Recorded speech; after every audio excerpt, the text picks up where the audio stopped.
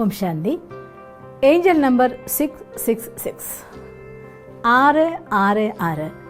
ഈ നമ്പർ വീണ്ടും വീണ്ടും നിങ്ങൾ ആവർത്തിച്ച് കണ്ടുകൊണ്ടിരിക്കുന്നുണ്ട് എങ്കിൽ യാത്ര ചെയ്യുമ്പോൾ മറ്റുള്ള വണ്ടിയിൽ നോക്കിയാലും 666 കാണാം.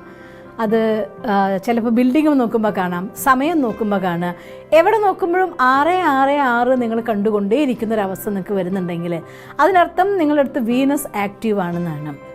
അതായത് ശുക്രൻ ആക്റ്റീവ് ആണെന്നാണ്. ശുക്രൻ്റെ നമ്പറാണ് 6 പറയുന്നത്, ലക്ഷ്മിയുടെ നമ്പറാണ് 6 പറയുന്നത്.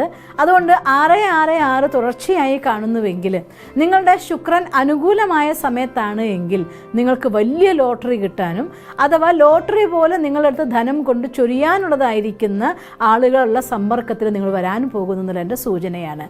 മറ്റൊന്ന്, അഥവാ ശുക്രൻ അനുകൂലമല്ലാത്ത സാഹചര്യത്തിലാണ് എങ്കിൽ റിസ്ക് എടുക്കുമ്പോൾ സൂക്ഷിക്കണം.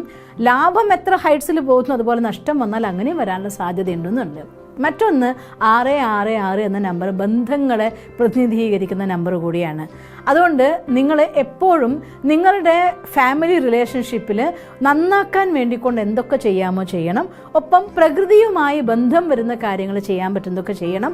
ഏതെങ്കിലും ചെടി നടുക. ഒരു ചെടി നടാൻ നിങ്ങൾക്ക് സാഹചര്യം ഇല്ലാത്ത സ്ഥലത്താണ് താമസിക്കുന്നതെങ്കിൽ ഒരു ചെടിച്ചട്ടിയിൽ ഒന്നുകിൽ മണി പ്ലാന്റ്, അതല്ലാന്നുണ്ടെങ്കിൽ തുളസി നട്ടു വളർത്തിക്കൊണ്ട് പ്രകൃതിയുമായുള്ള ബന്ധം ക്രിയേറ്റ് ചെയ്യുക.